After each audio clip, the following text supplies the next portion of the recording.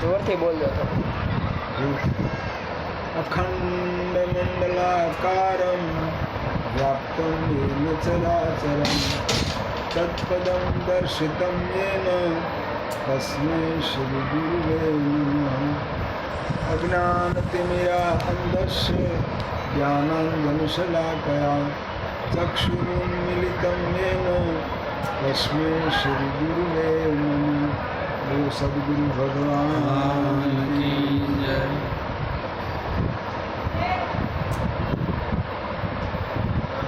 અનંતો જન્મથી આ ભટકતો જીવ સંસારમાં ઈશ્વરની પૂર્ણ અનુકંપા દ્વારા જન્મ ધારણ કરે છે.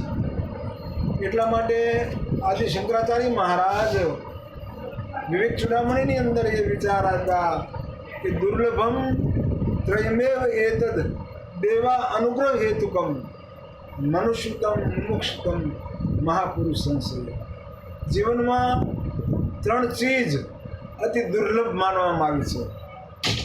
દુર્લભ તેને કહી શકાય કે માનવ પ્રયાસ દ્વારા જે પ્રાપ્ત ન થાય, કેવલ ઈશ્વરી કૃપા દ્વારા પ્રાપ્ત થાય તેને દુર્લભ ગણવામાં આવે છે.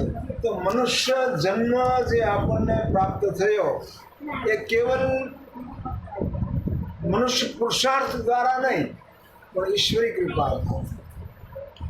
84 લક્ષ યોની જે આપવામાં આવી એ યોનિની અંદર ભટકતો ભટકતો આ જીવ ઈશ્વરે અવસર આ જીવને આપે છે.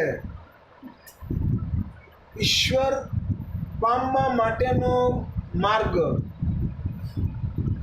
એ કેવલ મનુષ્ય દ્વારા જ પ્રાપ્ત થઈ શકે. અન્ય યોનિની અંદર આ વ્યવસ્થા નથી. કેવલ જન્મ ધારણ થાય, નિયમ પ્રમાણે જીવન જીવે, ભોગ વિલાસ વ્યતીત કરી મૃત્યુ પામીને જન્મ મરણના ચક્રાવાની અંદર થયા કરે છે. એટલા માટે શંકરાચાર્યએ કીધું કે પુનરપી જનનમ પુનરપી મરણમ પુનરપી જનની જઠરે શયનમ. વારંવાર જન્મ ધારણ કરવો, મૃત્યુ પામવું, માતાના ગર્ભની અંદર પીડાનો અનુભવ કરવો, આ માનવ જીવનનો હેતુ નથી, માનવ જીવનની સાર્થકતા નથી. એ પ્રાપ્ત કરવા માટે મનુષ્ય જન્મનો એક અવસર ઈશ્વર આપે છે. અને એ અવસરની અંદર જો જીવ ઈશ્વર તરફ ગતિ ન કરે તો આ જીવન એ વ્યર્થ જાય. એટલા માટે મહાપુરુષોના થોડા ચિંતનો આપણે આપીએ કે માણસની અંદર તુલસીએ પણ કીધું કે બડે ભાગ મનુષ્ય તન પાવા, સુર દુર્લભ સબ ગ્રંથની ગાવા. અનંતો જન્મના પુણ્ય થકી નહીં ત્યારે મનુષ્ય જન્મ પ્રાપ્ત થાય. અને એ જન્મ પ્રાપ્ત કર્યા પછી જો જીવ ઈશ્વર તરફ ગતિ ન કરે તો જન્મ એ પશુ સમાન છે. સંસ્કૃત સુભાષિતની અંદર પણ એ વિચાર આપવામાં આવ્યો કે એશામ વિદ્યાન તપોન દાનમ ન જ્ઞાનમ શીલન ગુણન ધર્મ તે મૃત્યુ લોકે ભૂમિ ભાર ભૂતા મનુષ્ય રૂપે મૃગાશ્ચરંતી. જેનામાં ગુણો નથી, શીલ નથી, ચારિત્ર નથી, જ્ઞાન નથી, આ જે ગુણહીન જે માનવ જન્મ ધારણ કરે તો એ માનવ નથી પરંતુ પશુ છે. એ માનવ જન્મ ધારણ કર્યા હોવા છતાં એ જીવન પશુને જીવતો હોય. એટલા માટે અનંતો મહાપુરુષો તુલસીએ ઉત્તરકાંડમાં એ જે કહ્યું નર્તન સમનય કવને જીવ ચરાચર જાત જોઈ. મનુષ્ય જન્મ સિવાય અન્ય કોઈ જન્મ એ ઉત્તમ નથી માનવામાં આવ્યો. અને તેની અંદર એ અવસર આપવામાં આવ્યો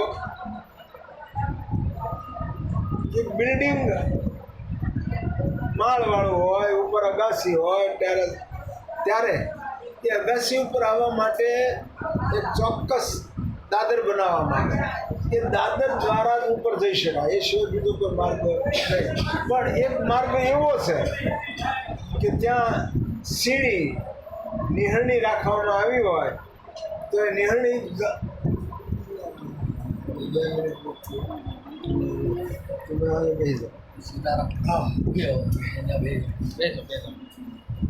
ના મશીન આલો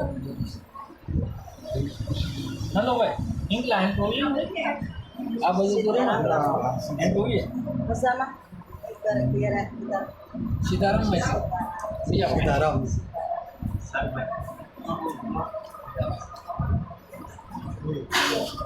હું મારું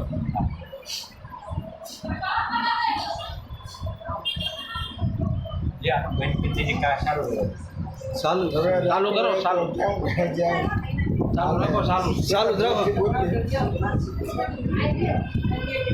પછી આપણે પુરુષોત્તમભાઈ સા પાણી લઈને જાઓ ત્યારે ઘડી વાતો કરશું ગમે તે જગ્યાએ ગોઠવી શકાય હા. ઉત્તર દક્ષિણ પૂર્વ પશ્ચિમ કર્ણ ઉપર ગમે તે જઈ શકાય એવી રીતે મનુષ્ય સિવાયના તમામ જન્મો એ માટે નિશ્ચિંત માર્ગ છે એ માટે સીડી દ્વારા દાદર દ્વારા જ ઉપર જઈ શકાય જ્યારે મનુષ્ય જન્મ ની અંદર એવી સ્વતંત્ર સત્તા આપવામાં આવી છે કે એ સીડીને ઉત્તરમાં દક્ષિણમાં ગમે ત્યાં રાખી ખાલી ઉપર જઈ શકાય તે રીતે મનુષ્ય જન્મ એ દુર્લભ જન્મ માનવામાં આવ્યો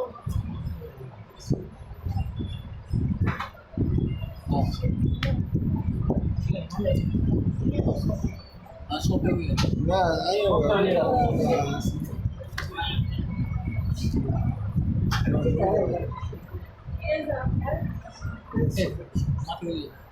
આટા ભાઈ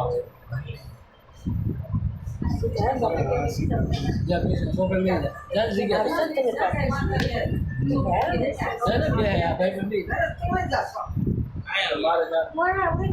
આમ પાછું જોઈને છોકરા વયા જાવ બાજુ ગઈ અહીંયા બેસી જાઓ. ઘડી ઘડી